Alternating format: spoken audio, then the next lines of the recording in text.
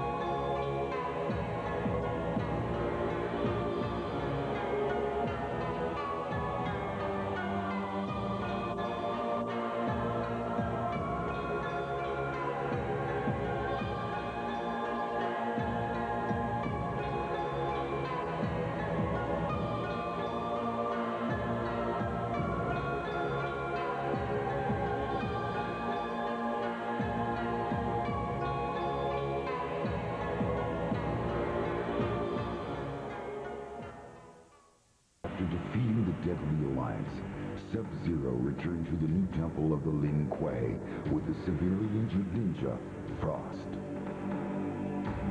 A short time later, I visited the temple to commend him for his victory in Outworld and to express my gratitude for all his assistance. With Sub-Zero now the Grand Master of the Lin Kuei, Earthrealm will be well protected.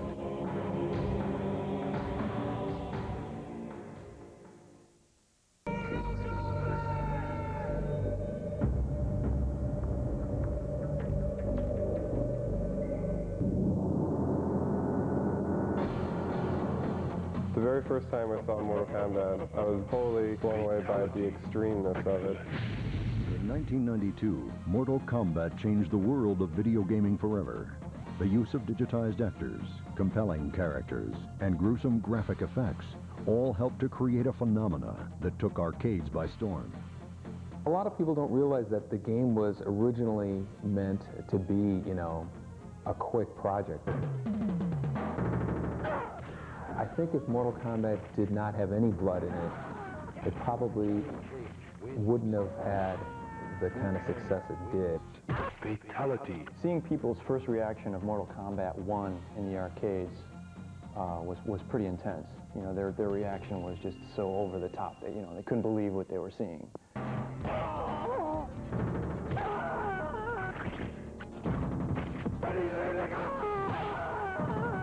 Raiden wins. Come here! Excellent. Scorpion wins. Flawless victory. Mortal Kombat 1 exceeded everybody's expectations. I don't think anybody was expecting it to be, you know, to become as big as it did. There is no question of the impact Mortal Kombat has had on gamers around the world.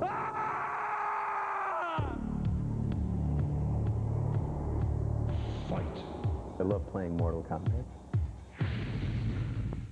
In 1993, Mortal Kombat 2 was unleashed upon a sea of bloodthirsty fans. More characters, more moves, more blood. The biggest challenge was probably just the amount of content that we had to generate. You know, before, everything that were Mortal Kombat 1, we wanted to double. All the fans of the first game had high expectations for the second one. The merchandising was when we really kind of realized just how big the game had become. You know, it had become a lot more than a game. The fatalities and the friendship kind of poking fun at that whole controversy that came about. Liu Kang, Kung Lao, Johnny Cage, Reptile. You know, all eyes were on us, whereas before we kind of snuck up on everybody. But the fans would still not be satisfied.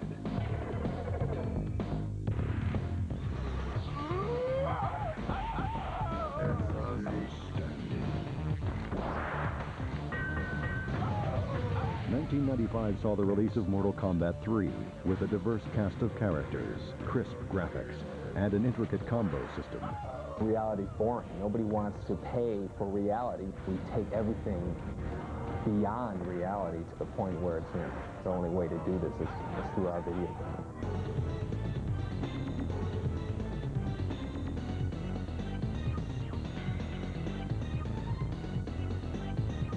It was around this time that Hollywood smelled box office potential in the franchise. We were very happy with the first film. You know, we had seen it throughout its entire production. It turned out to be a really, really fun film.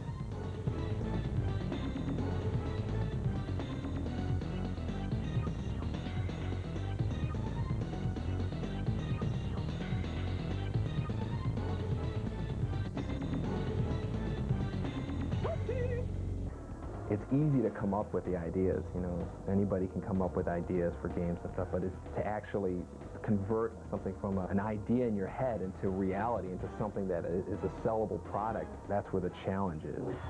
Mortal Kombat was unstoppable.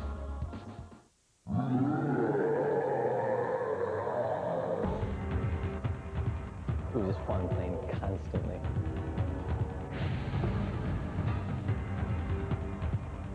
Mortal Kombat 4 is the mother of all fighting games. New technology made for broad advances in video games, and Mortal Kombat took full advantage.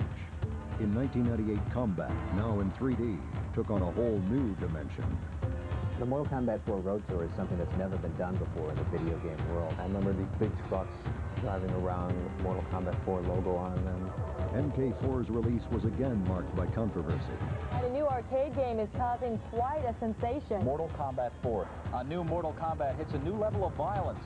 Meet Mortal Kombat 4, the latest horror and violent video games for your kids. Well, you took a look at games like this one, but are they just games, or could they have long-term effects on violent behavior in our society? It definitely wasn't the only game with that kind of violence and blood. There were games that actually surpassed it.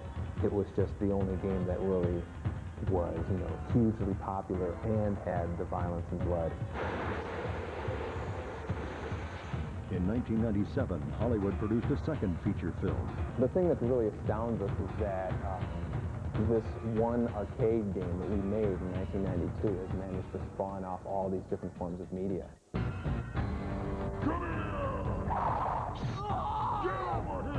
MK4 would be the last version of Mortal Kombat to be released in arcades, and fans eagerly awaited the series' next chapter on home systems. Twisty 3D! The fact that it sold in the millions was really kind of like a, you know, a bit of an attestament to it. I guess it's staying power, I suppose.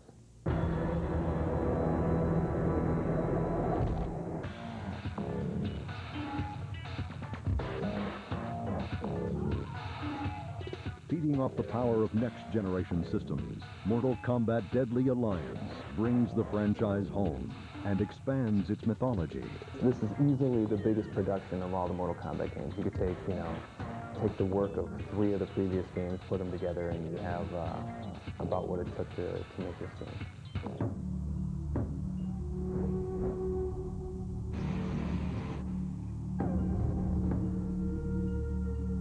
We really wanted to make sure the martial arts was authentic in Deadly Alliance.